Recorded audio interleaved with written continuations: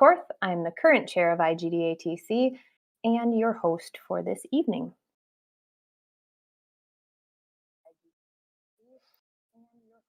So the intro, that is what is happening right now. We'll do some community announcements and plugs, and then we'll have our two presentations. Alexis will be creating a three-dimensional town for a 2D game, and then we'll have some time for Q&A for that. And then we'll move to the practical magic of pixel art with Julia. After everybody's finished, we will go to the post-meeting meeting, which is in our Discord voice lounges. So welcome again. Thank you for joining us this evening. IGDATC meetings are open to everyone now more than ever. We aim for a safe and inclusive community for people who make and want to make games, as well as people who make the things that make games.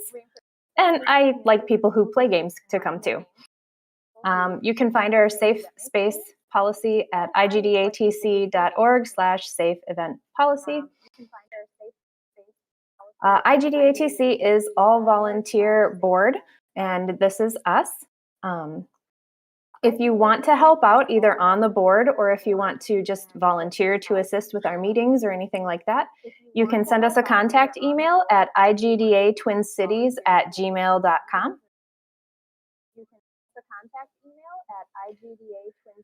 Now, our regular event schedule are the second, third, and fourth Wednesday every month. You are at the second Wednesday, which is the Gamedev meeting.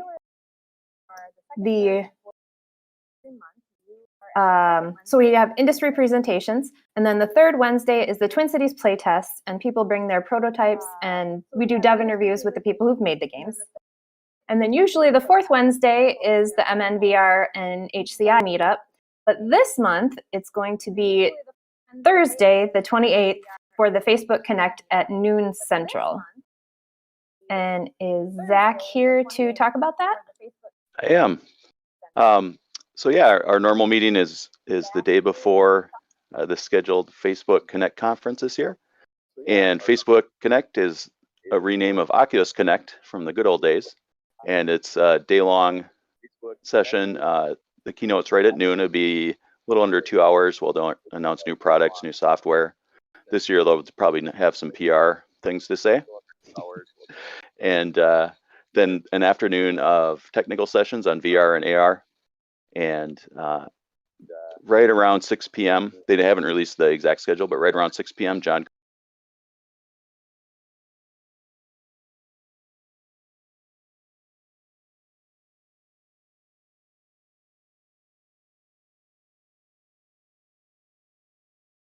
So we're gonna just have a, live session on Discord as our home base, and get the Mystery Science Theater version of the keynote session, and have your Quest on standby in case there is some interesting things happening in Horizon or in the Facebook venues that need to happen in VR. And invites will come out tomorrow. Just a reminder that we share an email list with IGDATC because we're a spinoff. And if you signed up for this event, you'll get an invite tomorrow for the VR event. And if you unsubscribe for the VR event, you'll unsubscribe for the next IGDATC. So don't do that. Unsubscribe for the VR event, unsubscribe for the next IGDATC. All right, we good then? Okay. All right, we good then? So IGDA, we like to encourage our community to become a member of the International Game Developers Association. Members enjoy unique resources and networking opportunities. You can check out their website at igda.org for the benefits of being a member. The one benefit that we have as a chapter is for the number of members that we have, we sometimes get like a little bit of a kickback. They sometimes give us money or exposure for that kind of thing. So it does benefit your local chapter, not just the parent org. And we'll move on to our plugs and announcements. As you know or noticed, maybe we have moved to YouTube streaming this month. We're trying it out because the workflow is so much easier for us on the back end. We don't have to upload the video from Twitch, and we don't lose the chat and everything like that. So please let us know what you think it's like. You can send us an email or just tweet us or whatever. Just let us know if you like this or if you don't like this, have strong feelings. If you're indifferent, it doesn't matter. That's fine. Just let us know what you think. And I do want to announce that we have a tentative plan for Global Game Jam this year. Well, for 2022. 2DCon has been wanting to host our Game Jam site, but we weren't sure if Global Game Jam was going to allow in-person events. That is still kind of tentative. They're talking about hybrid and in-person as a possibility. So if they allow an in-person game jam, we will be hosted at 2DCon's Unplugged event, which is a board game focus. They're having it at the Great Wolf Lodge, and they have a room set aside for us to do the game jam. And if we don't end up doing the game jam, IGDATC will still be there, probably playing games, maybe doing a prototype workshop, something like that. So you can check out their event at 2dcon.net/unplugged. There is a $15, I think, admission fee for 2DCon Unplugged, which you will have to pay to get into our Global Game Jam site. So if you want to watch their website for that information, and when we're absolutely sure if we're going to be doing the Global Game Jam site, we'll send that out on our social media also. If we're going to be doing the Global Game Jam site, we'll send that out on our social media also. And now, if Lane is here. Hello. Hi, Lane. Would you like to talk about the Pebbled Path? There is absolutely nothing I'd rather talk about. So as folks have been blossoming out into the sun, have been making reconnections with folks. By the way, did somebody touch my slide here? They made it look even better than I did. Good job, whoever touched it last. Thank you, Beth, or whoever touched that. But as folks have been coming out of their caves, there have been some calls, and I hope that you've had a chance to be a part of calls like this, where you reconnect with somebody who you haven't talked with in the last year and realize, oh my goodness, we have a huge backlog of ideas and stuff to share with each other. And so one little blessing that I've had this year is I've been able to reconnect with Peter Yang, and we have had some really, really cool game design discussions around projects we've worked on over the last year. And so these have been so fun that we decided to put some of them up on YouTube. And so if you search for The Pebbled Path, you're going to find a podcast called The Pebbled Path to Game Design that has been just me and him talking about an hour long every couple of weeks. Anyway, much. Awesome. Thanks so much, Lane.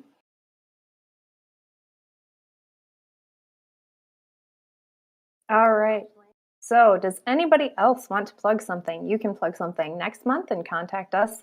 Also, if there is something you would like to plug this month but hasn't told us yet, now would be the time to get our attention. Also, if there is something you would like to plug this month, I'm going to check.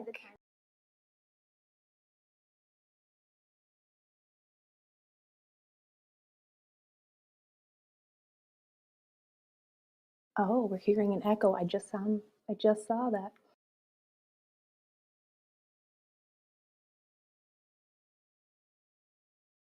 So sorry, everybody. All right, so it looks like there are no additional pitches. So we will move on to our presentations. Alexis, are you there to unmute? Hello. There you are. I am here. Give me a second.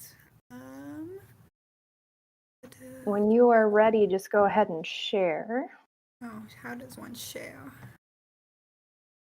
Moved profile shown on video participants. Okay, I don't know what I'm doing. This is like my second time ever on a Discord. That is all right. So Talk on camera. All right, so there is a share your screen button. What was that? Oh, I see share screen at the bottom. Yep, there it is.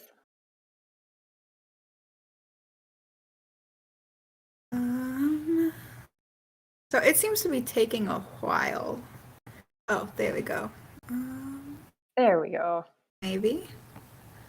Okay. Share, maybe. I'm very good at this. That's all right. Okay. Cancel. Wait. Is it working? Stop going live. It stopped? I'm going to stop so that we Okay. can check yours out. I'm so good at this. So let me see.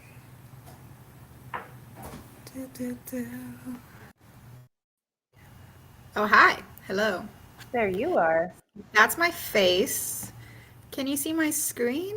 It is telling me I can't, but that could just be my connectivity issue. Because it says I'm streaming. Hmm. Let me see.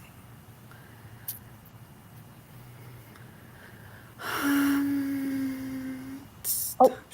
I am.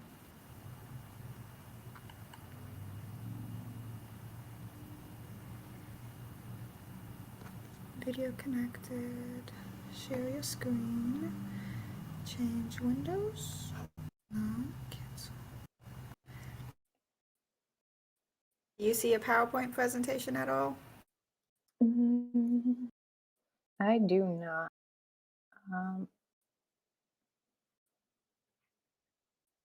There you go.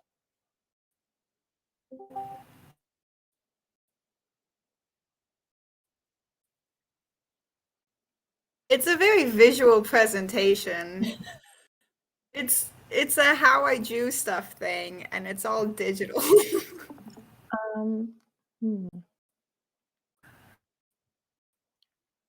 Says I'm sharing my screen, I thought. Okay, I'm gonna stop streaming and then redo it, I think. Yeah, let's see if that works.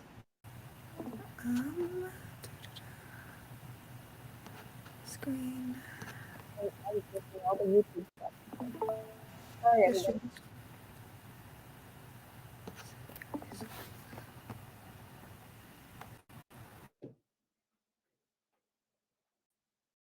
Is it working now? Okay, so it's There we either my PowerPoint or my face, not both. Okay, can you see that? I can see that. Great, as long as someone can. I'm going to mute myself and you take off. Okay, hi. Thanks for dealing with that delay. Welcome to my presentation. It's called Creating a Three-Dimensional Town for a 2D Game, subtitled Making Roshamberg, which is the name of the town. My name's Alexis Johnson, and my social media handle is Alexis Johnson Art on Instagram and Twitter. And I'm going to start with some background information. Okay, so in 2017, I created a card game with my friend Zach Storch, and it's basically rock, paper, scissors, but more complicated.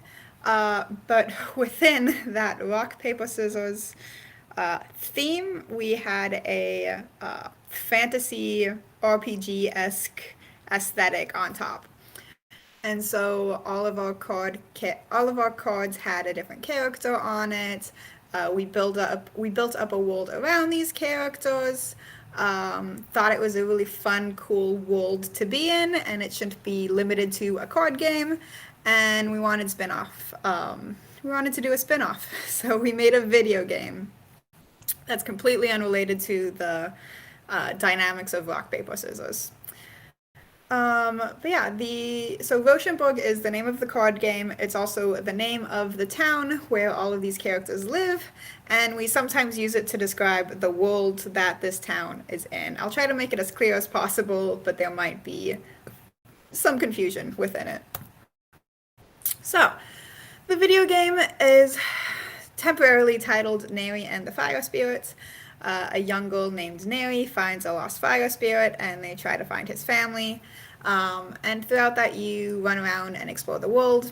It is a 2D side-scroller, Metroidvania, puzzle, RPG type game. And Roshamberg, the town, is Neri's home. It's where the game starts out, and you come back to that town quite often. You can buy resources there, you can chat with people, and so it is very much what you expect from an RPG town. Down now to the design. So this is the world at large. I did not draw this. I have yet to figure out how to make maps. But this map was made in Incarnate, which is also a pun. I love puns. And Roshamberg, you see, is in the middle. It's in a valley between a bunch of mountains. To the upper right-hand side, to the northwest, is Orc territory. They're big and they're scary and they keep to themselves. To the right, that's the left. To the northeast is the Empire. There's this big landlocked empire that claims to own Roshamberg as a vassal state. The residents of Roshamberg disagree, and they're a little far for the empire to properly have their grasp on them, but there is a bit of influence and like politics there.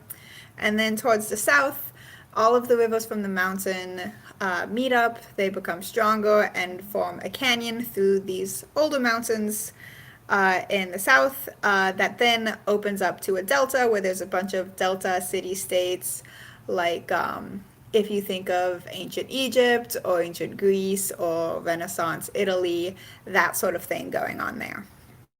So that's the world, and you can explore that in the video game, and you can also potentially explore it in anything else we decide to make in the world. There's also, how do I say, the culture of this world is like adventurers are a thing. You can there's mages and all sorts of unrealistic occupations. And so one of our major concepts for Roshamberg, the town, was that this is a crossroads where a lot of people meet, a lot of people go through, and they might be politicians and merchants, but they might also just be adventurers or people seeking knowledge. And it's like, what is it like to be a very normal person in this town where all of these interesting people are passing through? And what's it like to be just like the little guy? So with all this in mind, we had a few requirements for the town design itself. We wanted 3 exits for each of the primary directions you can go in. We wanted it to feel big and lived in and like a proper town. And we wanted it to be a reusable town. The assets that we ended up making are very specific for the 2D side-scroller aesthetic.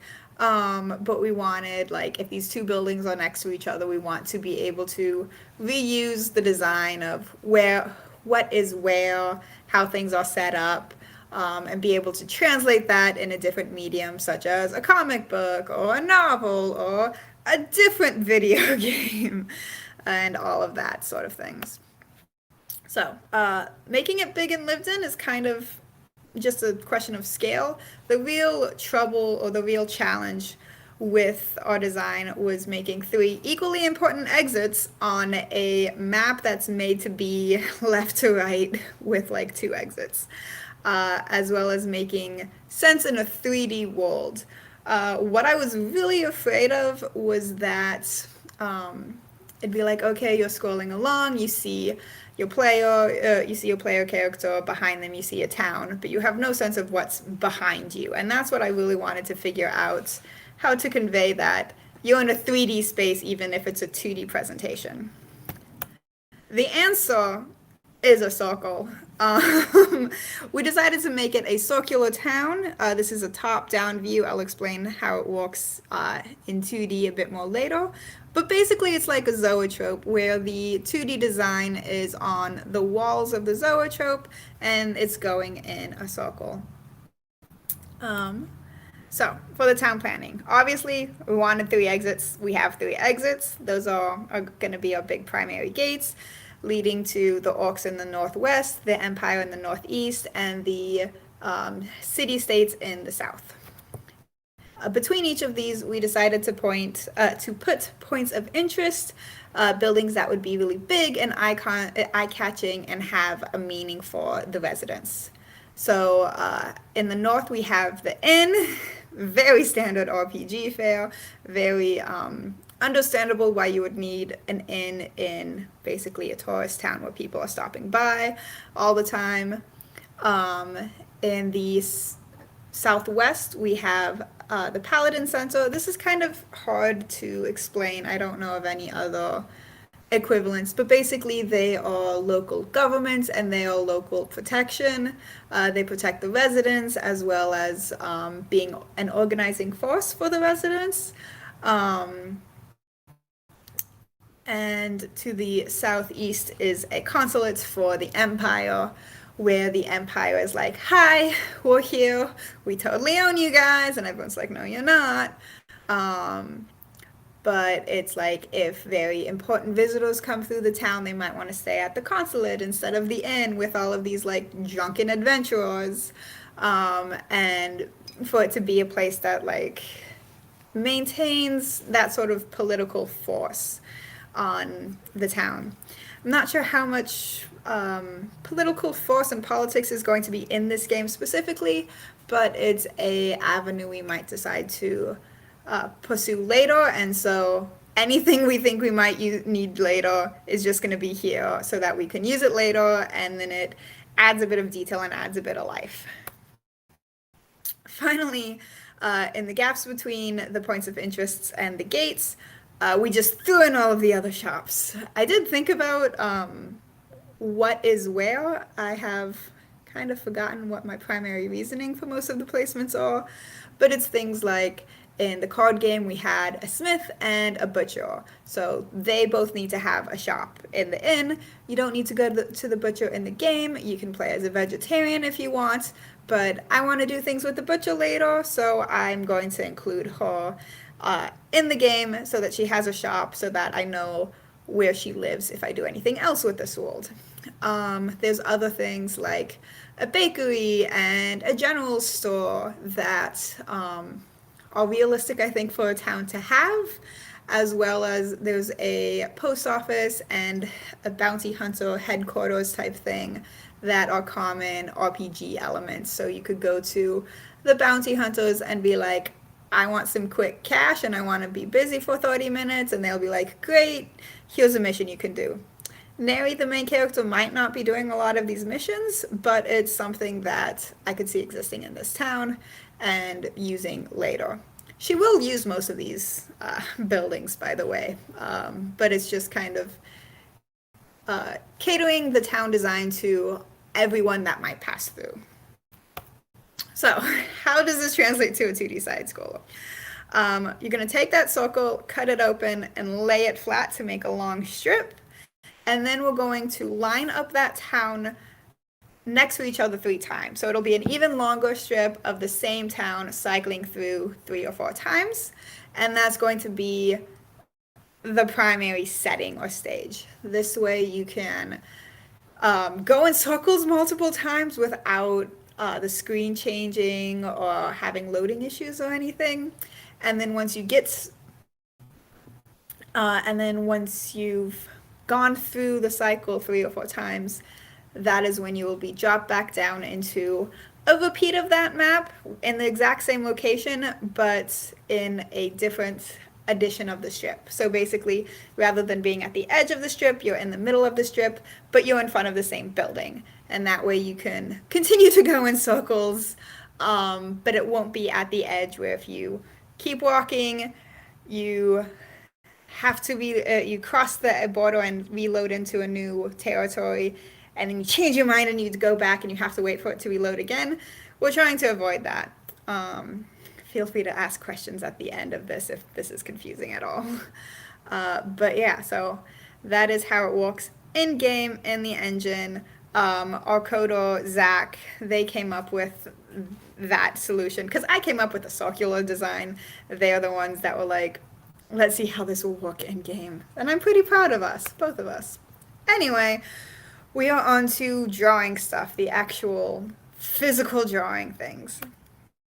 So first off, our reference and research. The primary design elements were wattle and daub. That's basically sticks and dot. that is the typical Renaissance design type thing. A lot of our buildings also have a stone base because the stone base keeps it off the floor so that wood and sticks are less likely to decay, and it keeps the building lasting longer. I was also really inspired by Appalachian architecture, and balconies and wood paneling and things like that. This photo is an inn in Austria, and I was really, really, really inspired by that specific design, and it clearly translates to the inn design that you'll see later. For designing the buildings, I had grid paper lying around, and we designed, or I designed, as much as we could, kind of first building out the gates and then the points of interest and then the buildings, and sort of filling it in and working mostly off of silhouettes and trying to make buildings that had the same elements but all looked different and distinct in their own way. And these weren't necessarily the most detailed sketches. It was mostly about having a solid foundation to work from, and then we would go in and detail it more in the line art stage. Before we got to the line art stage, though, there is perspective. So this is one of the questions that took me a while to figure out, because yes, it was going to be a long strip, but one of the main things I was concerned about was depth and how to make it look three-dimensional in a 2D side-scroller. Oh, look, it's the title. And how does perspective change as you run through the city? And even just things like windows and doors having enough depth and not being super flat. So, the answer. So there's 1 point and 2 point perspective. 1 point is really good at being a focal point. If you think of like that scene in The Shining where the boy is going down the hallway and he runs into the two girls, that is what 1 point perspective is really good at. 2 point perspective is good at being really dynamic and having more movement in it. And we decided, I don't know why I keep saying we, I did all the drawing. 2 points, I decided to do 1 point and 2 point alternating throughout the city. And so how this works is the gates and the points of interests, all of the really big, interesting things that I want you to pay attention to and want you to try to go inside of, those are all 1 point perspective. All of the smaller buildings between them are 2 points perspective. And that's for a couple reasons. One, they're not as interesting, and so they don't need to have their own points of perspective. But two, they're transitional. And so this building on the far left, the redder one, that is currently 1 point perspective because it's closer to the gate that is not pictured here. And it is over there. The butcher place is in the middle, and that one's technically 2 point perspective. And the perspective transfers from one primary vanishing point to the other vanishing point in the middle of this building. And then as you're passing the butcher and then going to the paladin location, that building is now 1 point perspective again, but it's a different point than the previous one. So yeah, it actually looks really smooth and it worked out really nice, and I'm really happy with it. Okay, so on to line. So that's the conceptual stuff. On to actually line art and drawing the thing. I used Procreate for all of the assets here. There are limitations like a layer and a size limitation. And so all of these files are no more than 8. No more than, I think 11 is the largest, the most amount of layers we could use. And then the bigger the building, the fewer layers it could have. And so there was definitely that restriction on, in terms of what we could do. But it was really good because it had a drawing guide, such as the perspective tool, and that shows you the perspective lines, as well as drawing assist, which makes it so all of your lines are going in a straight line along the perspective grid, or vertical or horizontal, and that was super important for all of the buildings. Clipping mask is another tool I use. It makes it so if you have a base color layer where everything is colored inside the lines, all of the layers on top of that using the clipping mask will automatically be inside the lines, and you don't have to draw inside the lines repeatedly. The brushes I used were, there's a grid brush, which was useful for basically transferring my gridded notes from my initial sketches. There's a chalk brush, which is really good for a nice textured effect. It makes it feel more natural and easier to draw on because the iPad has such a smooth screen. If you're using a really smooth brush, it kind of messes with your head and it doesn't feel as natural. And then I used gouache, wet acrylic, and gloaming brushes for the rendering, finer details, things like that. And the color I used was dark teal on a multiply layer. That plus the warmer color of most of the buildings made it pretty close to black, but still a softer color than black and kind of took the edge off. Plus it's just the color I was using when I started this entire project and I didn't bother changing it. Anyway, so here is an image of all of the line art lined up, looking nice. Drawing Assist was my best friend once I discovered it existed. And the line art stage was just super important for figuring out how I was going to do all of this. Lots of codifying standards, figuring out what do roofs look like, how wide is the lumber making up most of these buildings, and things like that. Shading, every stage from the line art on, I referenced this one image and I drew over this image to get a sense of how it would look throughout the town. So shading was using the same color at a lower opacity with just like a round brush. And it was important for emphasizing the texture of the wattle and daub, roof depth, doorways and windows. Oh, I'm talking too much. And it also gave, as we were going through and shading everything, it gave a chance to revisit everything and see, okay, what buildings need to be worked on, what needs to be fixed before we go into coloring. And so that kind of really inspired the touch-up phase because there was, again, really inconsistent roofs. The balconies were a little wimpy and needed a bit more pizzazz, and we really just needed to bring everything up to standard. And so on this image, I wrote a bunch of notes of like what's going to be where, what needs to be done, and I then revisited and fixed a bunch of things. It was also around here, either here or the stage before, we had decided that we want the player to be able to walk on the balconies and even the roof occasionally. And as part of that, we had to separate the balcony layer from the rest of it. And so that's when I went in and did that just for the gameplay aspect of it.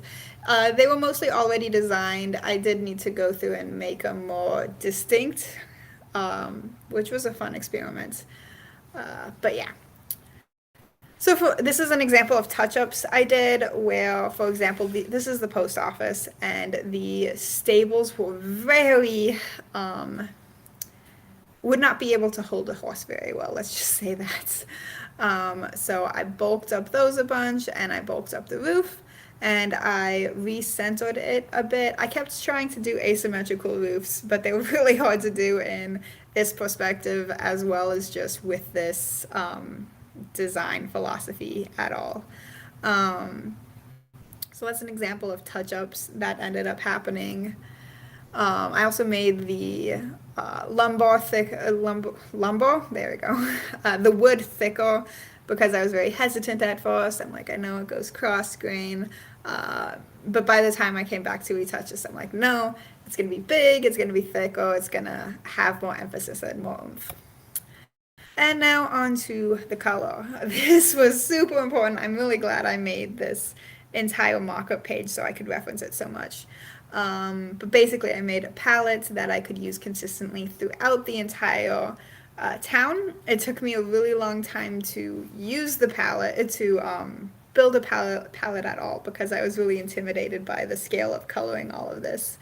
And what I did was I started with just 2 or 3 plaster colors for the base cream color of the buildings that I could alternate so it's not the same colors right next to each other, as well as 2 or 3 colors the same thing for the wood, and that kind of made each building have a distinct, each building not look completely the same as the one before it. And then I went along and each building got a primary color or color combinations.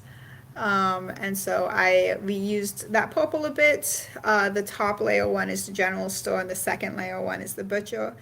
Those are pretty similar purple, but the stonework helps make it different, as well as the butcher has a paler plaster color. And so this is more of a purple and gray building, while the general store up top is more of a purple and yellow creamy color, and that helps distinguish them. So lots of things like that going in and planning it all out in detail before I ever got started. There are a couple towns that are still, there are a couple buildings that still need a bit of work, a bit of finagling, like the tailor in the bottom corner. I had run out of colors that I liked, or I had reused too many of the colors, and I wanted the tailor to look a bit different, but he looks too different compared to everything else, and so that one might need a bit more touch up, and so on. Anyway, I'm really proud of this palette because of 15 structures, I only used around 25 colors, and it was averaging about 5 colors per building, and so good job. I'm so proud of this project. And the final step, which is where I'm at right now, the town isn't quite complete, is rendering. That's where everything is shaded, everything is colored, and then I'm rendering more subtle shading, reflections in the windows, more delicate and detailed shades, so it's not just flat. This has been really fun to use just texture brushes with and kind of liven everything up. It's also good to bring in other colors from the palette in different locations. So this is the inn, and on the top layer you can see it's a creamier color up like below the window. I used the creamy color of the base plaster on the very first level to lighten it up a bit, but it's the same color as down here, and so it's reusing the same element elsewhere. Most of the shading down here is that same teal, but a very light color, very light opacity for it. But yeah, I reused this plaster color a lot in this general building. Anyway, so that's my process. For the, whatchamacallit, for each step of the way, I tried getting it as done as possible before moving on to the next step. Usually, realistically, that was about 85% done with one before going on to the next, or there'd be 2 or 3 buildings left. So I had designed everything but 2 or 3 buildings before I went on to the line art. I had completed line art for everything before going on to the shading, except for 1 or 2 that were lined but not very good. And that was really important for keeping me together. My biggest fear was getting really excited doing one building in its entirety and then trying to get everything else to catch up, because I knew I had never done any of these steps before. I mean, I had drawn digitally before, but because so much of this project was new to me, I didn't want to get carried away and have to redo things constantly. At the same time, going on to the next step before at about 80% instead of 100 is good for being able to jump around and let things percolate in the background, rather than pushing through and making a substandard line art just so you could go onto the shading, you know? So that's that. I can show you I can show you what it looks like in game now. So, wow, I have no idea how to turn off the sound in this. I am technically illiterate for someone making a video game, and I'm sorry it is so loud. So this is this is the fire spirit. His name is A. It means fire in Irish. Actually, the name Aiden means little fire, and so that's his name. He comes in 3 forms. This is his littlest form. He can turn into a ball. There's a mid form, and this size is the same size as Neri, the protagonist. And then there's a big form where he is a suit of armor. And so we're just going to walk around the town a bit. Some of these assets need updating. Some of them just haven't been ported in yet. But this is what it looks like. It's so exciting. And woo! I'll try not to jump too much because it's a very annoying, like, default sound. Oh, I forgot I couldn't use that balcony. There we go. So this is I really like how, because the balconies were on different layers, you can see through them. And so you can see him running through the balcony. And I'm really proud of that detail. Here's being on the roofs. I really like how these windows turned out.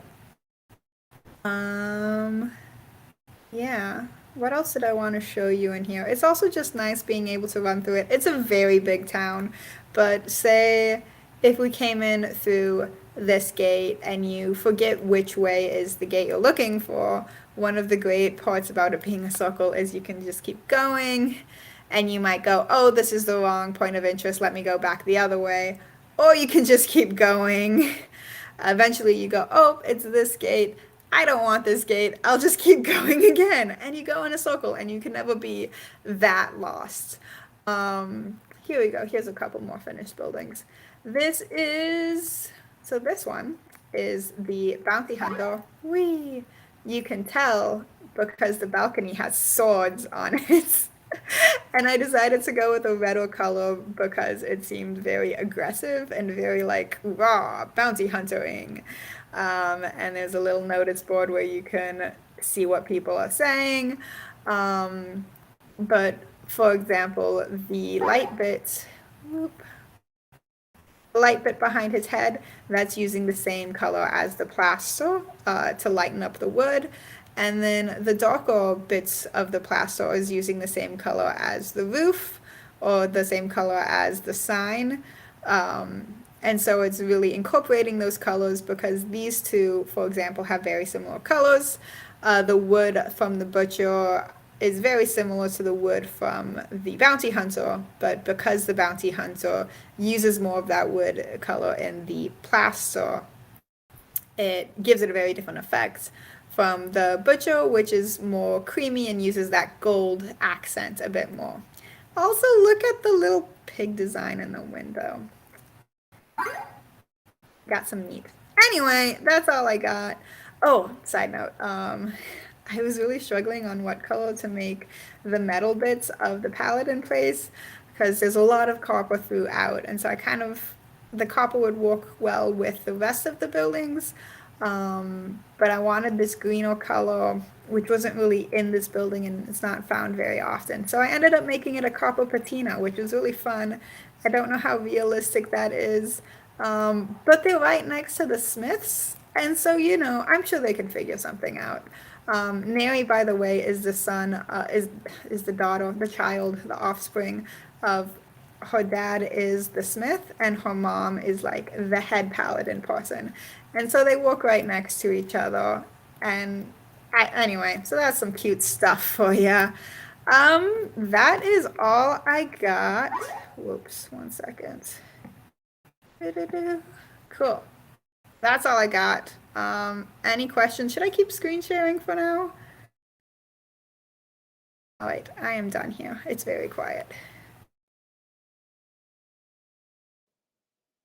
You can keep sharing if you want. Otherwise, we can just do the Q&A with your lovely face.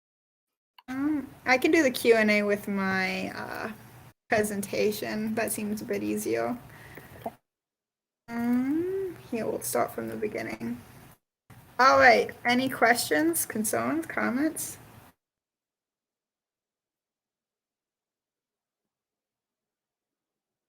I see lots of comments that really like your color palette.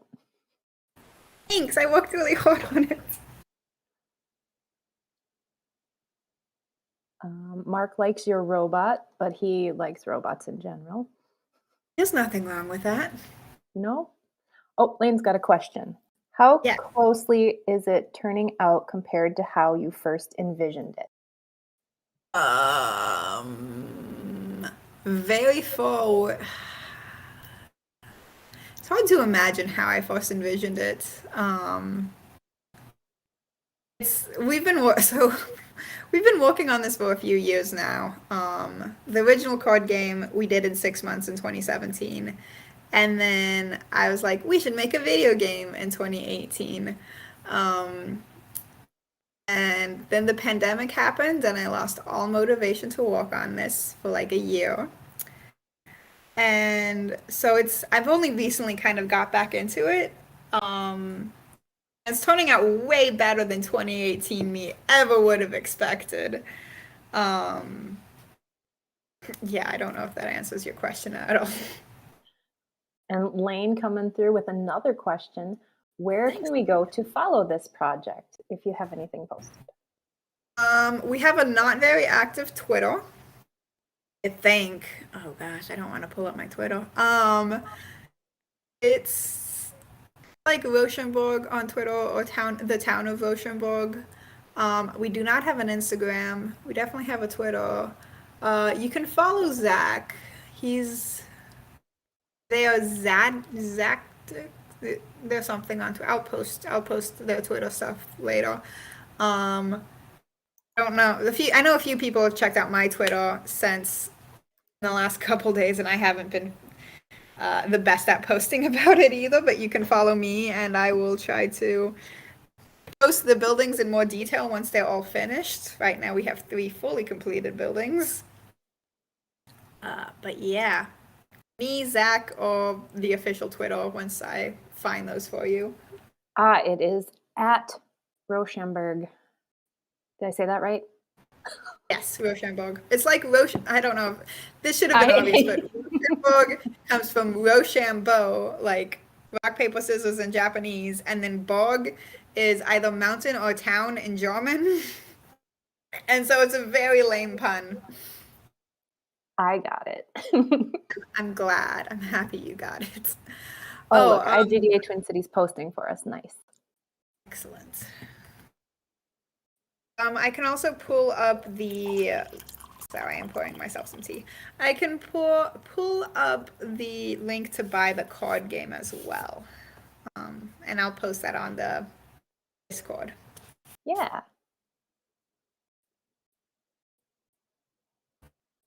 All right. So if we don't have any other questions, thank you so much for your presentation. Thank you. I did my best. Feel free to hang out and listen to the next one, and then we will do some chatting in the Discord voice channels a little bit later this evening if you have time. Otherwise, you're free to go if you absolutely got to get going. Joining us. And now, back to me talking. I am going to invite Josh to join me in the event stage voice chat to plug the game we missed.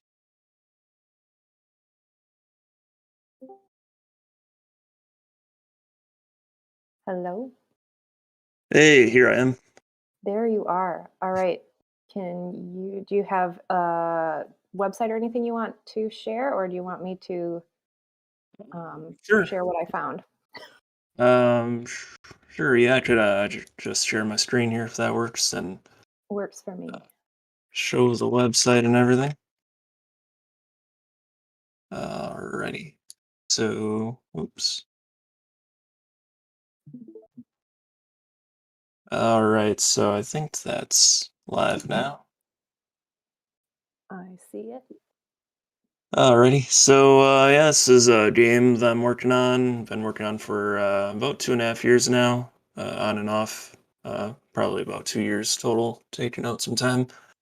But anyway, yeah, I just launched it on Kickstarter about 2 weeks ago, and Yeah, well, I'll just show a little bit about the game here. It's well, it's a monster taming RPG, so it's a little bit like Pokemon as far as the gameplay goes. You catch monsters in battle, and here's a little screenshot. Oh, this is actually a really old screenshot. I need to update the website.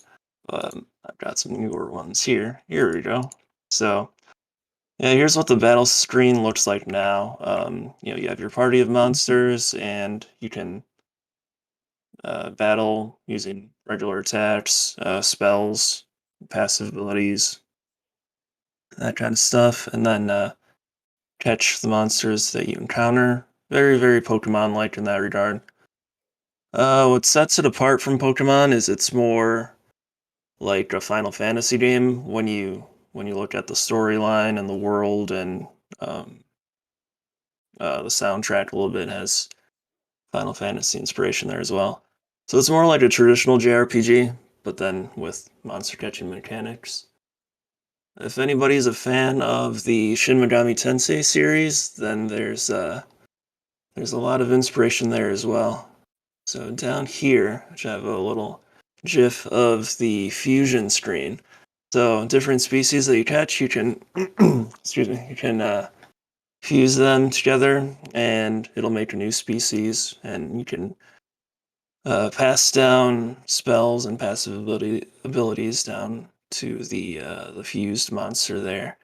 So that gives you a lot of customization when it comes to your party. You can say, well, I want to fuse this monster into this one because the result is a really powerful species, but I want to get this this other passive ability. So what I'll do here is I'll level up one of the ingredient monsters first and have it learn that passive ability, and then do the fusion. So just like games like Shin Megami Tensei Nocturne, especially, that's a huge part of the gameplay loop. Catch stuff, fuse them together, and continually get stronger and stronger in that regard. But something that Shin Megami Tensei doesn't have that I added to this game to kind of set it apart is a crafting system. So I really wanted the crafting system to be really simple because a lot of the time, you play a game and the crafting system gets really complicated and you're like, oh man, I don't want to learn all these recipes. I don't want to have to open up a wiki page while I'm playing the game. So I made it dead simple here. You've got a list of things you can craft based on your current level, and the ingredients in the middle there, what it takes. And all the ingredients are pretty easy to find based on, what level of item you're crafting is pretty close to what level of your monsters. So, a level 3 item, the ingredients are typically going to be found in the same place you'd find level 3 monsters. So I wanted to really streamline that for the player. Something else to set it apart a little bit, there's a lot of mini games. I took a little bit of inspiration from Final Fantasy VII. There's how that game has, you have the the snowboarding mini game and the motorcycle one and stuff like that always break up the action. So I always liked that and wanted to add some more variety to my game with that. So there's going to be a few mini games rather. Here's the first one, a little surfing game.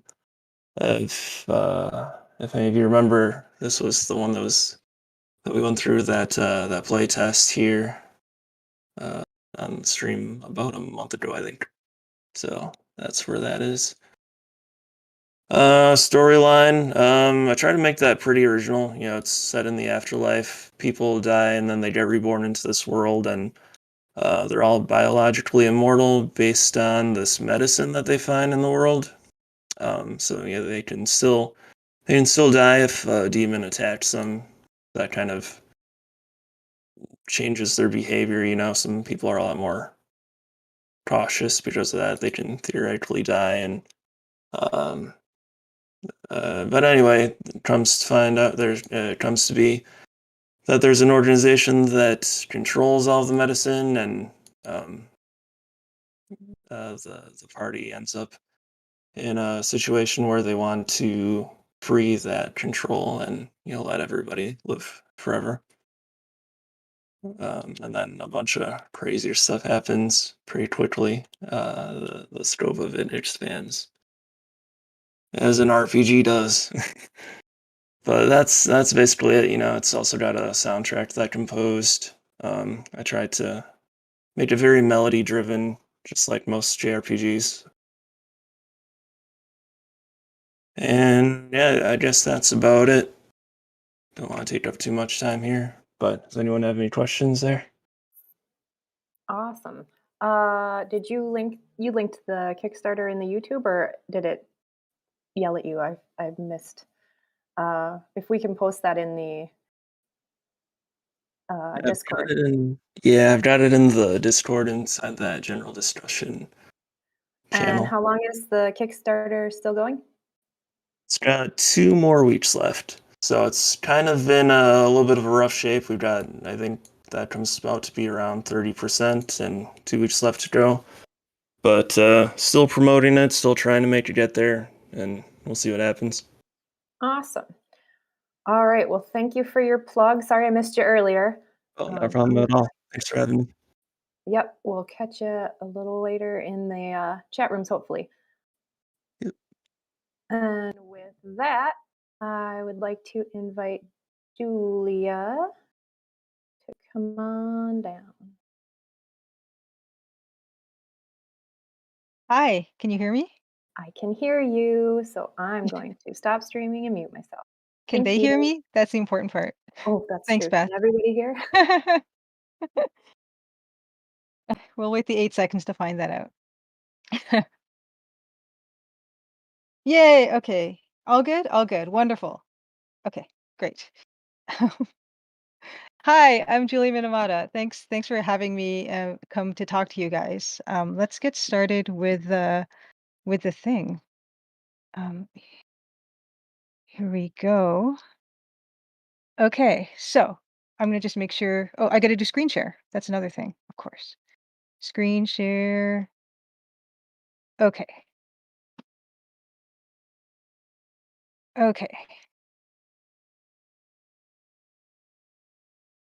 Here we go. Perfect. Okay.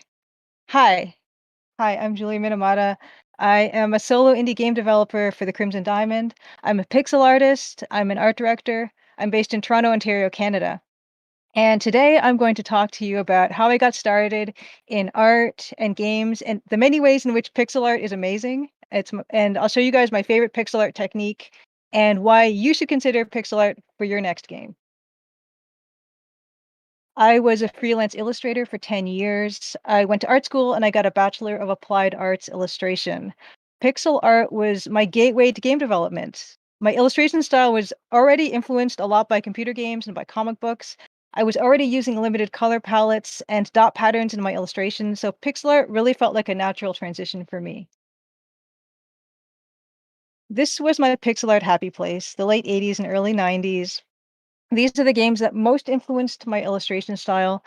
I loved the bright colors. I loved the clean, clear lines and shapes of EGA art. And when my freelance career was stalling and I had more free time, I started to explore pixel art.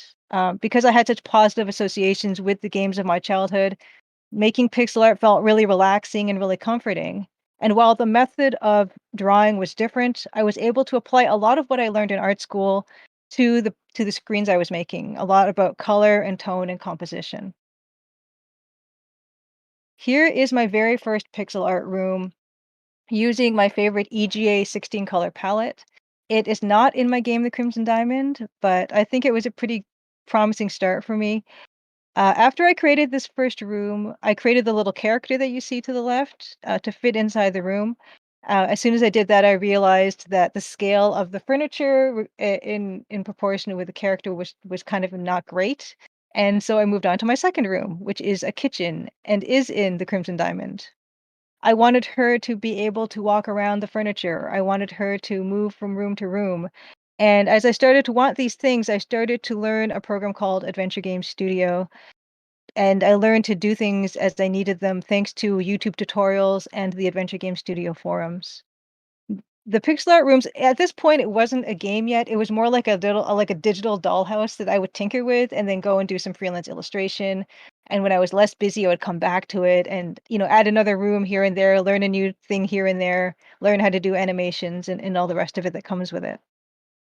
I was using Photoshop for my illustrations, so it felt natural for me to use it for the pixel art as well. And Adventure Game Studio is a free program. I think it is so important not only that the tools were freely available, but that they didn't require heavy duty hardware to run. I didn't have to buy new software or new hardware to do any of this. I didn't have to invest any money in anything really. And so it made it really easy for me to try and experiment and play around. And that was, to me, super important. And I don't know, I don't know if the tools were harder to access if I would have gotten to get to a stage of development where I am today. These are some screens from the Crimson Diamond. The upper left is the kitchen that I was telling you about, my second attempt at a pixel art room. I was able to kind of make game screens that looked a lot like the stuff I remembered so fondly from childhood because of how easy it is to actually pick apart and analyze pixel art. And I'll talk about that a little bit later, but I think pixel art is a wonderful thing to learn, and it's easier to learn in some ways than traditional artwork is. It didn't take long for me to start dreaming up a story and a setting that would go with this place that I had created, and the characters that would go along with the place, and who lived there, and who was visiting, and why they were all there. What started as an exercise in nostalgia and revisiting warm and fuzzy memories of my childhood became this ongoing game project that I started to develop.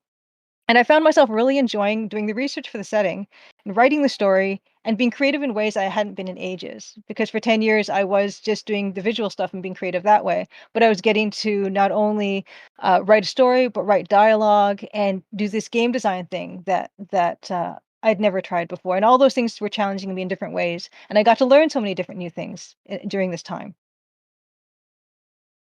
Pixel art principles and pixel art predecessors. Pixel art is a form of digital art. It's loosely defined as requiring digital technology for its creation or presentation. But there are lots of non-digital artistic mediums in history that share a few things in common with pixel art. And let's just take a look at some of those right now. The first one is the Alexander mosaic from Pompeii from 100 BCE. And this just goes for mosaics in general. For me, one of the principles of pixel art is that the units are distinct. And what I mean by that is you can see the component parts of what make up that piece of art. And so for the mosaic, we have these little bits of tile of different colors. And the colors don't blend, but the appearance of a blended color happens when you put two or three colors that are very close in tone and in color next to each other. But we can see each piece on its own. And so if you really wanted to recreate something like this, you don't have to interpret anything, you don't have to dissect anything, it's all here to look at. This is the Overhogdal tapestries from Sweden from 800 to 1100 AD. This is for me, another principle of pixel art where not only do you have these discrete units that are visible to the eye, but it's built around and on a grid system. And tapestries, of course, are sewn into fabric with a warp and a waft, warp and weave. I don't know the weaving terms, but it's basically a grid because fabric is woven like a grid. And what we get these rectilinear shapes and these lines that, while they don't really look as distinct in terms of units as the mosaic does, but it is a principle of being on a grid, just as pixel art is on a grid. The larger the weave, the larger the shapes would be. As with when the lower the resolution, the blockier the pixels are, the chunkier everything looks. The finer the resolution, the higher the resolution, the smoother everything looks.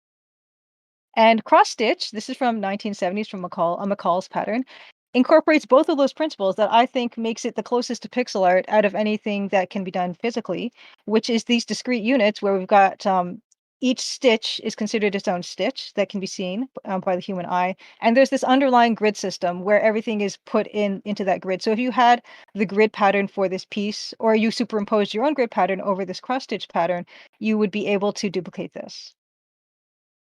One of the fun things about pixel art is that it can be easily recreated in some of those already existing familiar artistic forms. And it can be really fun for fans of games who like certain sprites from a pixel art game to recreate that stuff in a number of different mediums. For the Alexander mosaic, we've got this Kirby mosaic sort of in the top right. Lego, of course, is very grid based. So we've got this fire flower. Underneath the fire flower is this Perler Beach Shovel Knight. Underneath that is kind of a mosaic, a tile pattern of a Space Invader. On the far left is a cross-stitch pattern that I'd made myself for one of the main character for my game, Nancy Maple, in the Crimson Diamond. And I actually did go a bit overboard trying to find the exact right EGA colors I wanted to use to convey the piece. And far right is a lovely quilt that my mom actually made for me for the sprite, her little sprite as she walks around the world.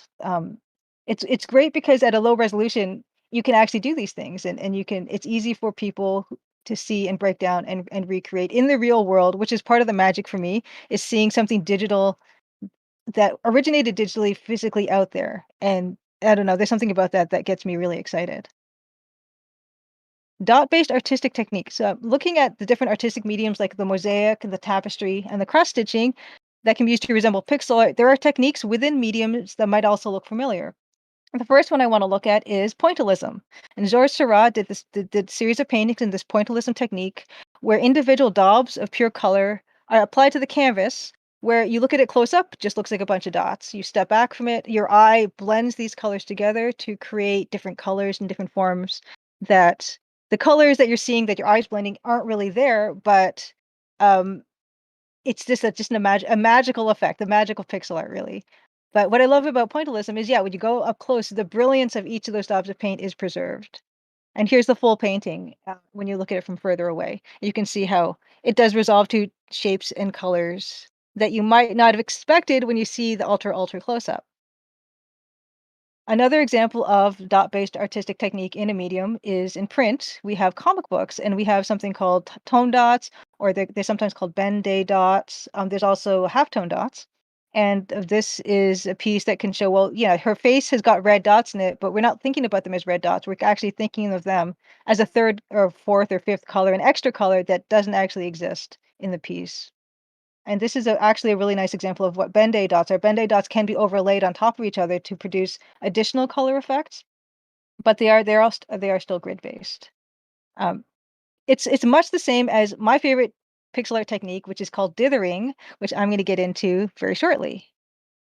Here are some of my silkscreened illustrations that did use tonal dots and the Ben-Day dots. So an example of what the difference is between the Ben-Day dot and the halftone is a halftone dots can be graduated in size. They can go from small to large or large to small. Well, a screen tone dot or a Ben-Day dot is all the same size unit. So I guess it would be closer to pixel art than the halftone. But I was already using limited color palettes, tonal dots. It's no surprise that pixel art clicked almost immediately for me. Dithering works a lot the same as the tonal dots, and it's interesting to note that in comic book printing, in silkscreen printing, dithering and pixel art, all these are similar techniques that originated as a way to produce the effect of additional colors without additional passes through a printing press, using another silkscreen, or increasing the file size of a finished game. In all of these instances, it was more efficient to visually trick the eye with small dots of color than to increase the actual number of colors being used. And here is dithering, the magic of dithering. And here's a breakdown of what that looks like. So why don't we go from largest to small? So upper right, we have a checkerboard pattern of bright red and bright green. It clashes, it looks horrendous. It's really hard on the eyes. But if we make that dither pattern smaller, we can see it still as a checkerboard, but our eye is starting to blend it into a color that is in between those two colors. We take it even smaller to the bottom left, and that swatch of 8 colors, it's this nice olive green type of look.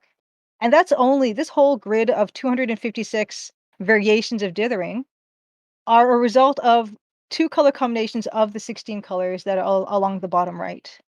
And it produces just, to me, when I see this type of thing at a certain resolution where it's big enough where you can see the checkerboard, but it's not so big that the checkerboard is leaping into your face, that's what I like. That middle ground is where I like it, because then I can see what is happening and what the artist's choices were. And here are some color variations that you can achieve with different with dithering patterns that can make it look like different lighting conditions, different times of day. I don't see a lot of dithering being used much in pixel art right now, and I'd love to change that. I would encourage anyone who loves pixel art, and it doesn't even have to be the 16 color palette. It could be a 2 color palette, 1 color palette, anything. There's something about this that I don't know. It really gets me excited when I see it. And here's my example of what that can look like. And as a close up of this carriage house that is in the Crimson Diamond, we can see at this particular resolution, you can see the checkerboard pattern on the left and all the dithered colors. And the side by side comparison on the right is what I tried to do with my eye, the closest approximation of what color would have been produced with that visual blending that the left hand side is doing. The advantage of using the 16 colors and the dithering versus having these unique flat colors on the right hand side is that throughout the game only uses 16 colors. And so when you have only 16 colors, you're using universally throughout in every aspect, every sprite, every background. It becomes really harmonious and everything kind of works together in a really pleasing way. And as well with the pointillism, the brilliance of each of these colors is being preserved in this way. If we kind of blended everything together, like on the right-hand side, I'd be using way more colors. Not that it's really a problem nowadays. The technological advancements have made it so much easier for you to basically use as many colors as you want. But it would kind of make them, it kind of gives them, it dulls them down. Just the act of blending colors together will dull them down from the purest colors that you start with. And let's take a look at graphic adventure games, my favorite genre, and the resources that were required to develop them in their day. First, we have Mystery House from 1980. This was programmed for the Apple II personal computer. It was written, designed, and illustrated by Roberta Williams, programmed by her husband Ken, who took 2 days to code it. Kind of an indie game jam kind of feel to that, which is kind of awesome. It eventually sold 80,000 units and led them to incorporate their company into Sierra Online. For King's Quest VI in 1992, Sierra Online, this had a $700,000 US budget at the time, which is equivalent to about $1.3 million in 2020. It had a crew of more than 20 people working for 14 months. It sold between 300 and 400,000 units. Then we have Day of the Tentacle from 1993, had a $600,000 budget approximately. And Broken Sword, 1996, from Revolution Software, £1 million budget. These were considered the AAA blockbusters of their day. They took, anywhere between, 14 months to maybe 2-4 years, a crew, hundreds of thousands of dollars, a lot of resources, and not even just the resources to develop the games. We're talking resources in production, putting them all on floppy disks, warehousing, distribution, all these things added to that cost. We look at graphic adventure games now, and it's very exciting to see how these technological advancements and digital distribution have made it possible for small or solo indie game studios to produce work that looks just as good or even better and have as much gameplay as the adventure games from decades ago. All of these games were made in approximately a range of the same amount of time as the old adventure games from the 90s were, but at a fraction of the budget and with far fewer people than those games of the past, which is super exciting because it really opens it up to anybody who wants to make a game of a professional quality can do that with a much smaller team or even by yourself. And this is one of the reasons why we have these efficiencies. Speaking of the efficiency of pixel art, I love telling this story about the Dark Side Detective. The Dark Side Detective started as a game jam game. It was an 8-hour game jam prototype that had such a positive reception. They decided they were going to make it for commercial release. They thought they were going to maybe upgrade the graphics, but people loved the graphics as they were so much. All they did was they upscaled by 400% and they added some additional lighting effects. And in this way, they are able to produce this game that started off as efficiency only, but it's beautiful as it is, and people love it as it is. It's not just efficient, it's evocative. Pixel art is no longer just a solution to deal with the space and cost limitation of shipping games on multiple floppy disks. Neither is it just an appeal to nostalgia.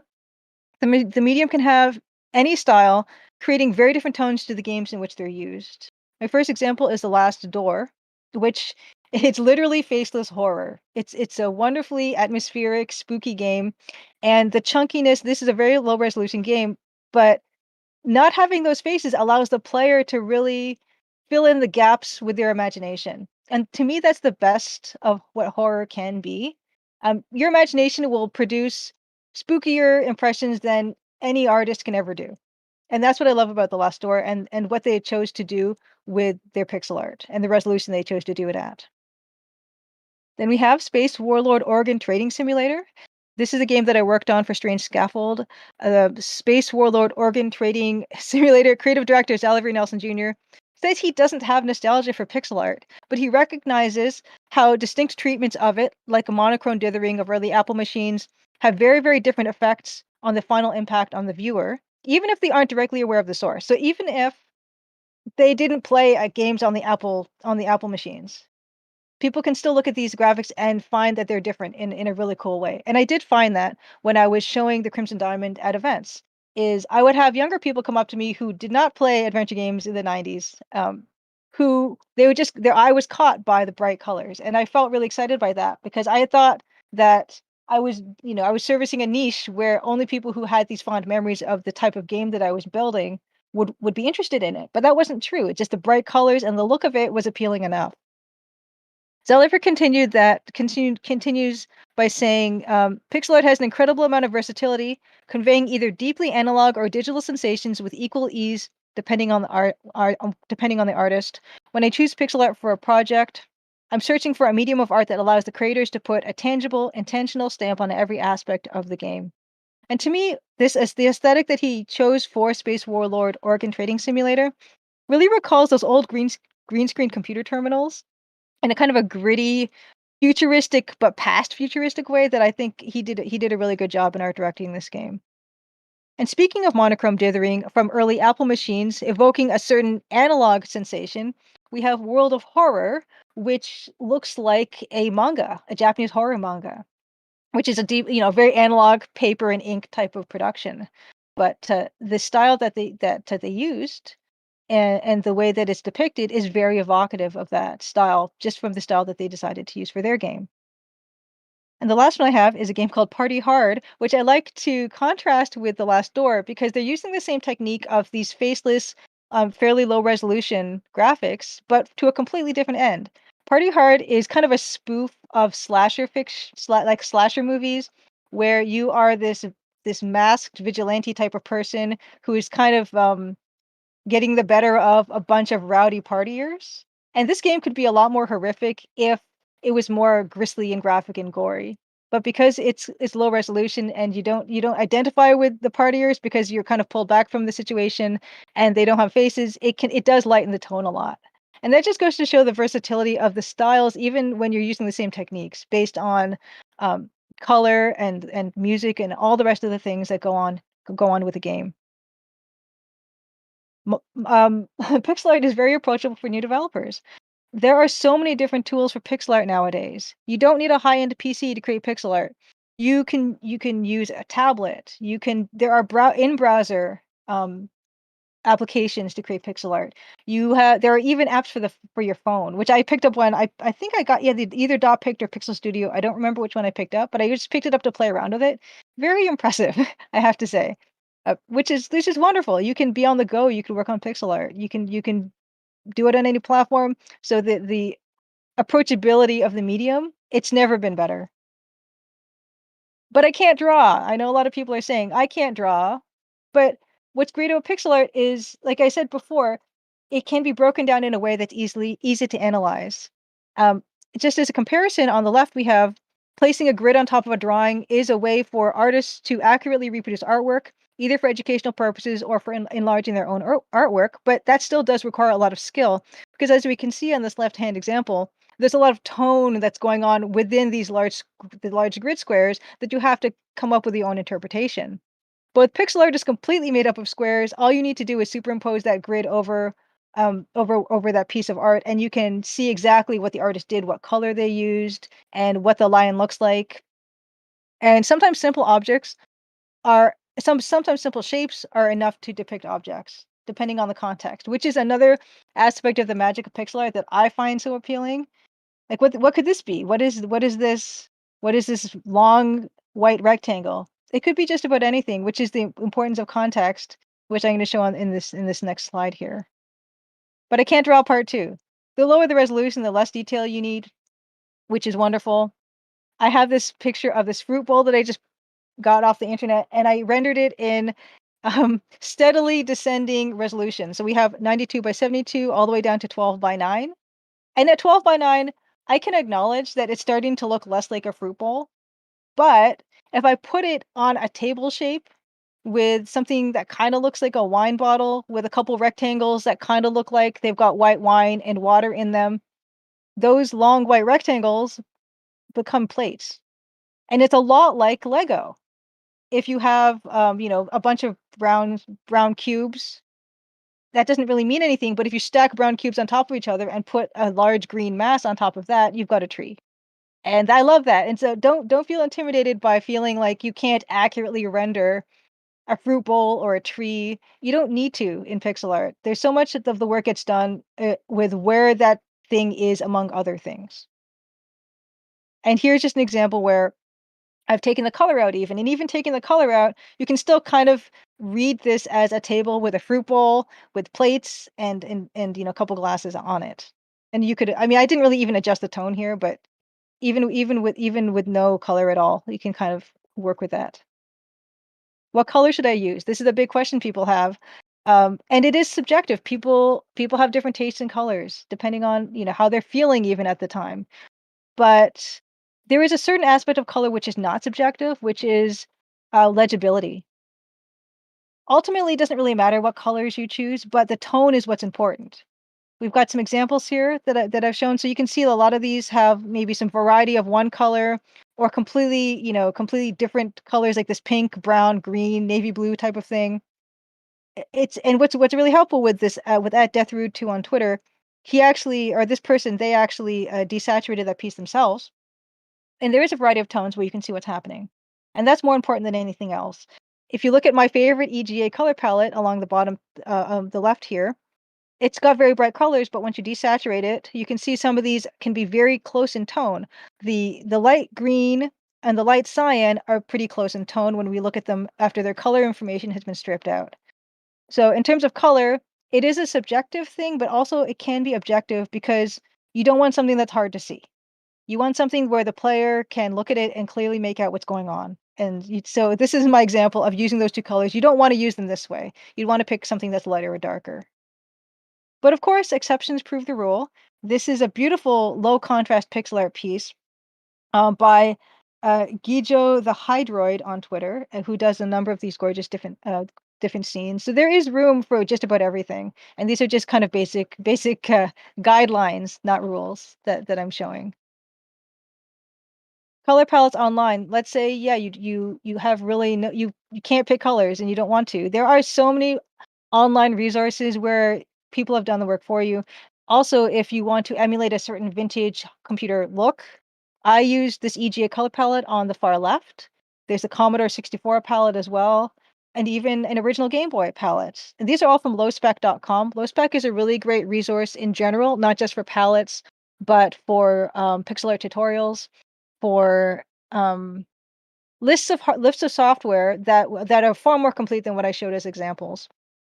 And another thing I love about this palette site is that you can download these palettes and import them directly into Photoshop, into GIMP, as PNGs.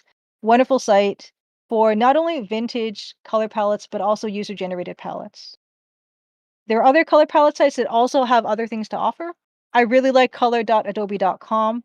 They have this dynamic color wheel where you can slide these small circles around this larger circle, and according to different color theories or color rules that you can pick along the left side of here, we've got analogous, monochromatic, tonal, complementary. You can drag these around and it will generate color palettes that will work together well with each other and according to whatever sets of rules you want to define. The bottom right is canva.com. It's cool because you can take a photo that you really like. You can just drop it in this browser and it will give you a color palette with hex values and everything. Another really cool thing that I want to play more with. And yeah, there are other ones. There's coolers.co and colorhunt.co. A lot of just an embarrassment of riches of user-generated color palettes if you are truly that stuck. Here are some tips for creating pixel art that may help you get started. This illusion of depth is important with just about any game because what it does is it prioritizes where the viewer is looking. And of course, the foreground should be the most important. And there are ways to make the foreground the most important and the closest appearing part of an image. And that appearance of depth can be achieved by a bunch of different ways. One of them is contrast or atmospheric perspective, which we have here for the upper left. We have the Secret of Monkey Island. We can see this beautiful island here off the shore. Well, the shore, I mean, on the shore, literally. And how distant this small mountain here just above the canyon looks because it's bluer.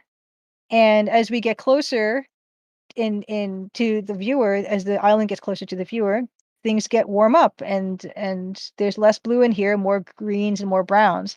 And that's because of something called atmospheric perspective, especially if you're outdoors and if it's blue sky, things are further back. They tend to take on bluer hues, cooler hues, which can be a nice way to give that impression of something far away. The last door on the top right also uses that, where this way it's kind of like a misty, kind of snowy day. So that distance is achieved by making things lighter and more yellow going into the back. It also uses another kind of trick where the sizing of things creates that sense of depth. So the trees in the back are smaller than the trees that are in the front. And saturation is also a thing. These front trees are more saturated and higher contrast than the stuff in the back. The stuff in the back is you almost can't see these, which really gives you this feeling of like either they're really far away or it's kind of foggy outside. Saturation and color can also be seen in this screenshot from the Dark Side Detective at the bottom left, where the colors are more bright closer to us in the foreground here than the airplanes on the tarmac. And what I love about the Shovel Knight screenshot on the bottom right is it uses a lot of those tricks all put together, where we have in the background, the trees are getting bluer. The shadow there is getting bluer. The contrast is reduced. The size is reduced. Everything here is giving you that indication of depth. And this thing here in the middle is just what I slapped together in my EGA color palette to demonstrate those same principles, where we've got far off mountains that are bluer. The far off trees are kind of bluer as well and smaller. Another thing to think about is the illusion of light and shadow. The EGA color palette is really handy because it can generally be separated by light and dark versions of these 8 colors. We got the red, yellow, green, 2 blues, a purple, white, and the black. But with a little creativity, some really amazing and unique lighting can be achieved. The basic lighting, as I've described it just now, is you can see in the Space Quest 2 screenshot where there's this overhang that's casting a shadow on the grass and the sand. The sand is yellow, and the shadow on the sand is the brown color. The grass is light green, but the shadow cast is the darker green. And it even gets into these little grains of sand where you've got white little grains of sand. You can almost not see them, but little white grains of sand, but in the shadow, they're light gray. And the brown grains of sand, they've been given kind of a black color. I mean, it's a wonderful illusion of the sense of light and shadow with just solid color. The Colonel's Bequest here on the right-hand side, it does that dithering that I showed earlier to show different color combinations, but it can also be used to achieve different lighting situations. And this one here, we have this dark cyan on the brighter side of the plantation house, but the part that's not being hit by the light has got this black dither on it. So it's black and the dark cyan checkerboard pattern, which gives the impression of a darker area. Same goes with the grass. There's the dark green, but the dark green dithered with the black gives that impression of this cast shadow. Along the bottom, I've got some just better examples, hopefully clear examples to show each of these principles.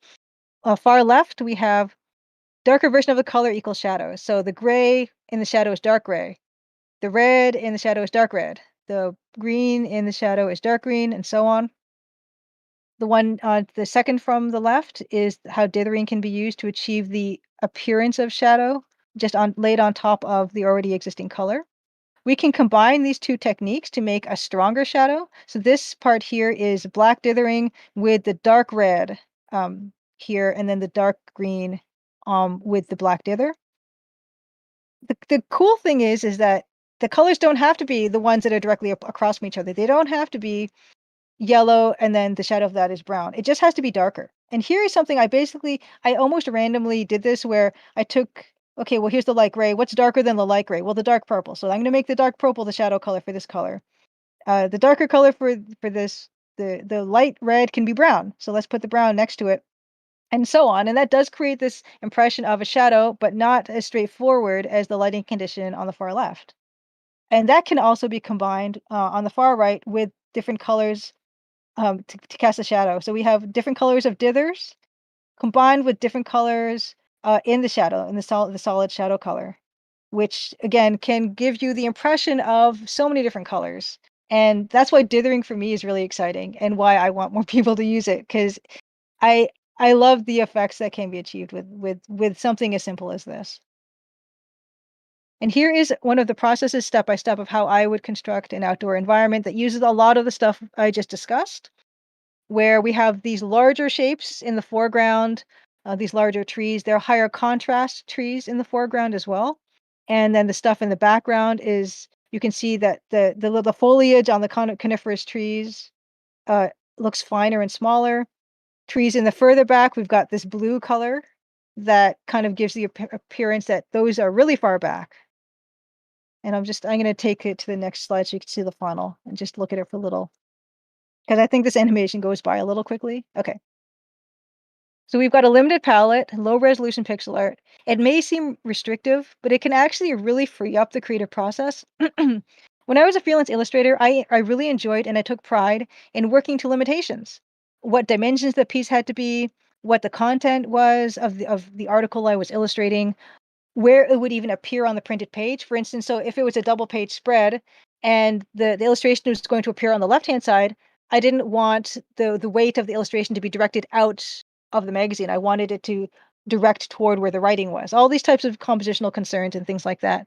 It's extremely rewarding problem solving, and the results can be something incredibly specific and unique. There are game engines that also follow the same philosophy of limitations as a means of liberating creativity from too many choices. Pico 8 is a great example. Pico 8 is a game engine that was designed to mimic the strict hardware restrictions of designing console games in the early 80s. It pairs perfectly with the philosophy of pixel art in that way. And according to the Wikipedia page for Pico 8, the restrictions are meant to spur creativity and prevent developers from being overwhelmed by an overabundance of tools, which happens to me a lot. So I appreciate having these sets of restrictions, and it's $15. So it's not a huge investment to give this thing a try.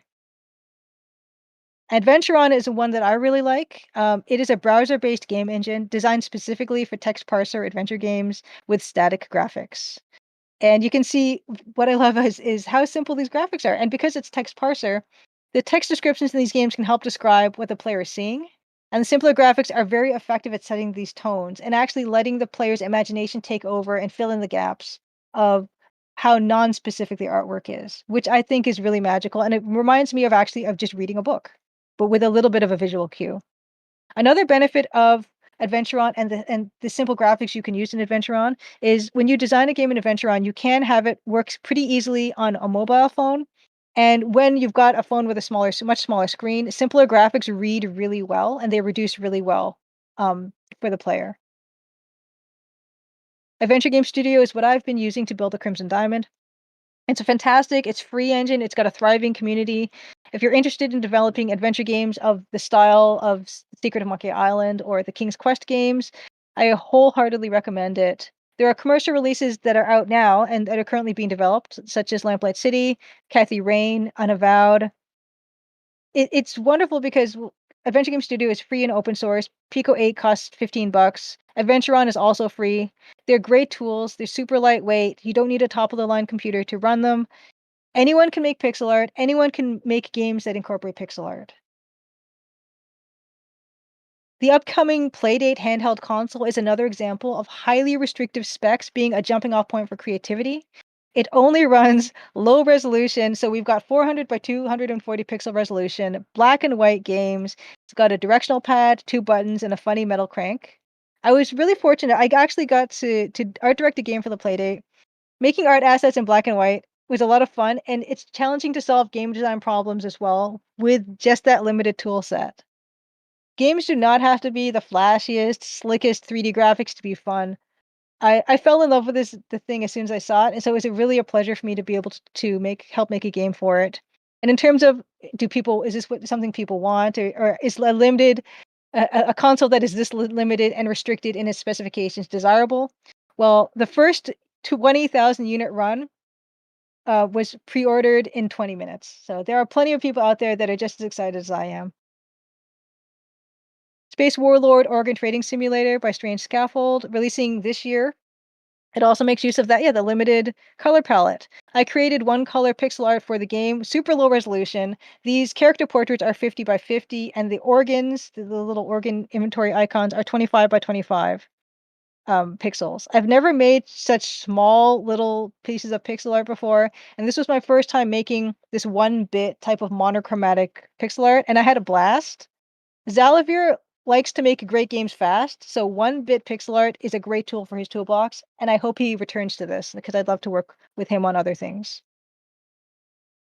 EGA portrait commissions. I also make EGA color palette portrait commissions. And the great thing about doing low-res portraits like this in bright colors is they read really well, even if they're tiny. A lot of the people who commission me to do portraits for them are using them on social media for their avatars. And when you see them on the timelines, they're pretty tiny, but because of how bright they are and how low res they are legible. I can recognize the people on my timeline from the profile picture alone. In that way, pixel art is has highly practical applications that isn't just nostalgic. Conclusion. Pixel art is more than nostalgic.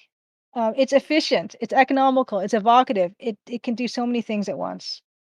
Low resolution pixel art can be both a stylistic choice and a way for new or solo or indie game devs to create their own projects with their own art with limited resources and or art skills.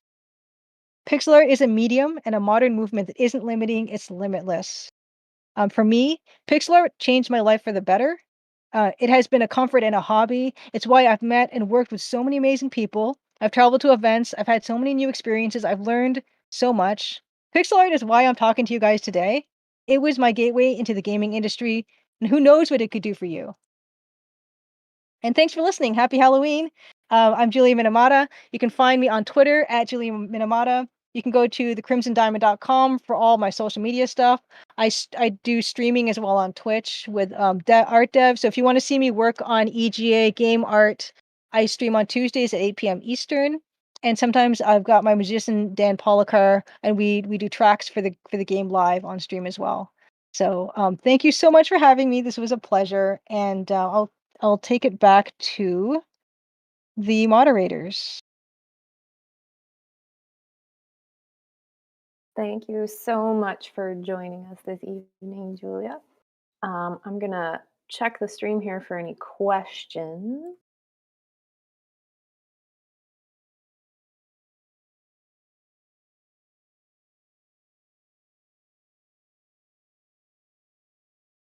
We'll give them a chance for the lag.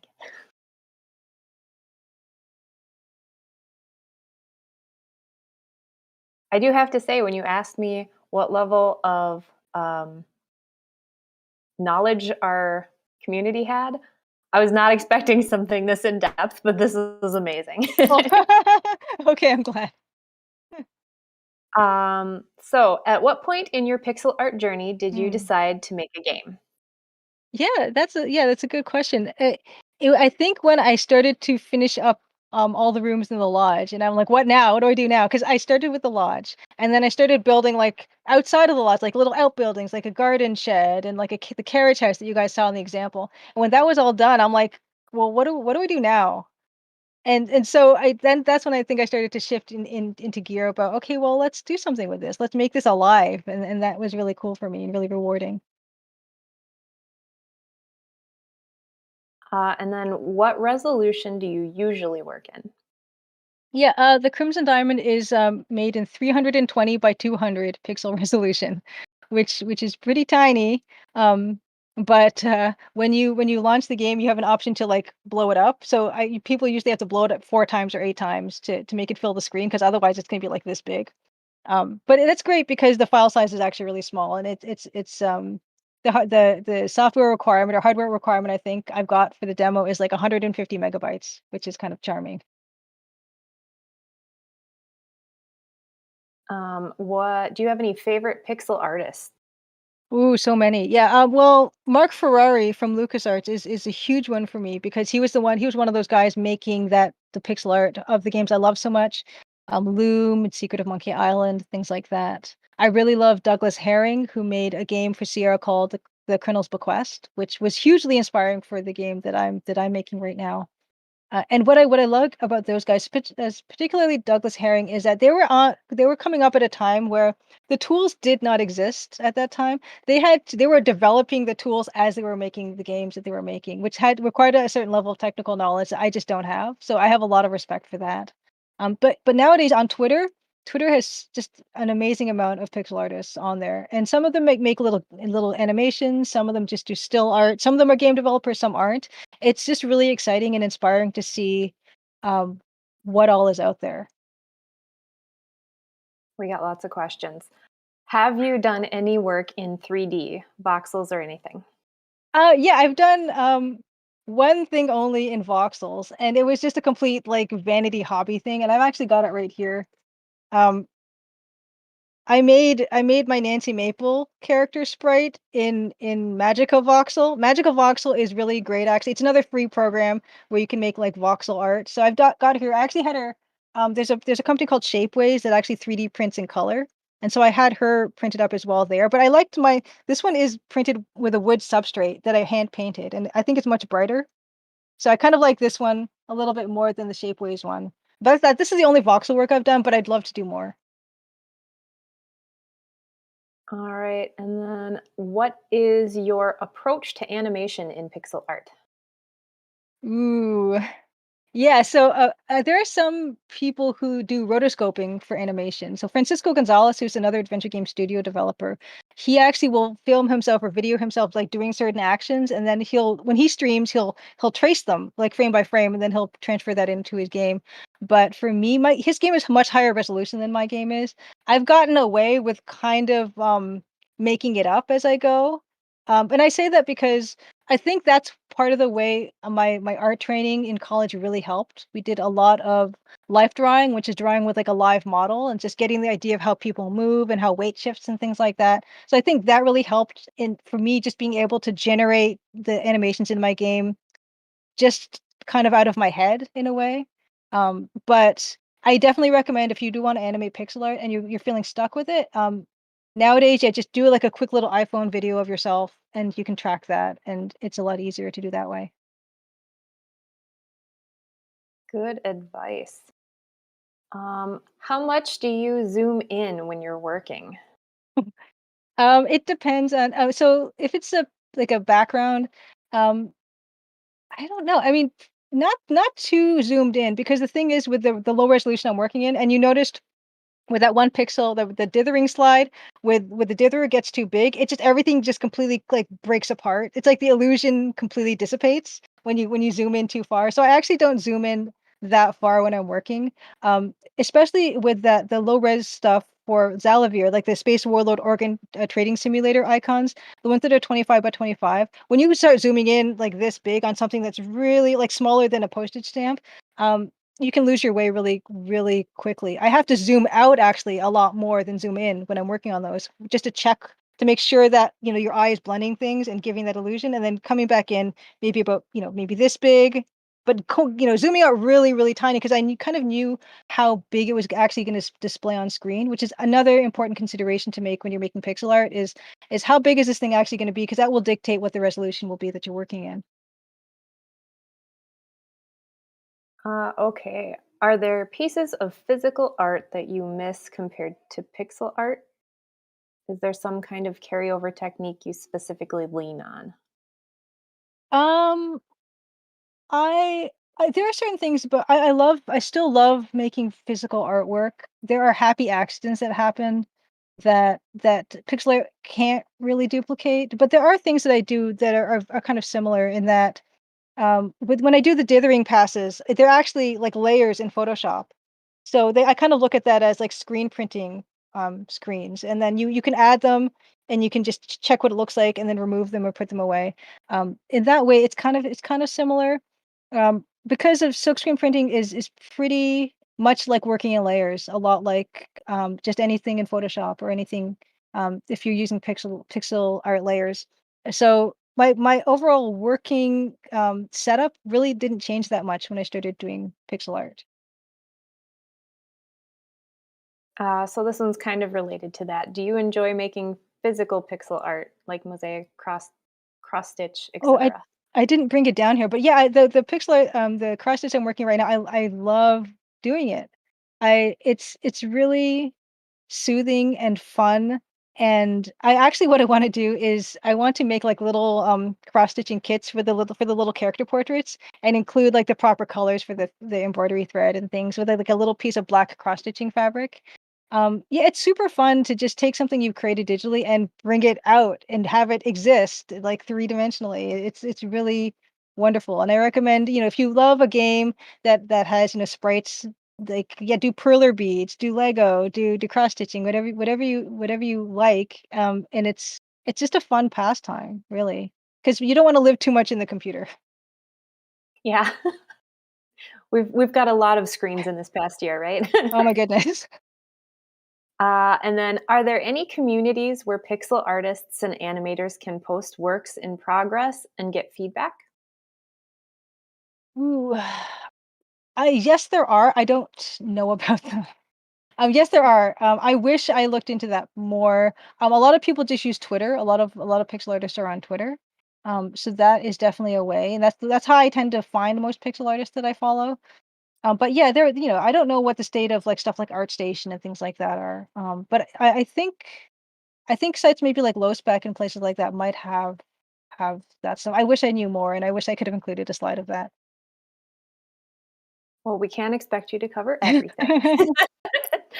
I think that is going to wrap up the meeting probably here. Are you going to be able to hang around in the Discord chat for a little while before you head off? Yeah, sure. So that's just the texting thing, right? No, we have voice channels in the Oh, voice cool. lounge for Minneapolis and St. Paul. Somebody will pick one, and then everybody will have to go there. Okay, sure. Yeah, we can do that for a little bit. Yeah. All right. Thank you so much again. And thanks everybody for joining us. We hope you have a lovely evening and join us in our Discord for some chatting.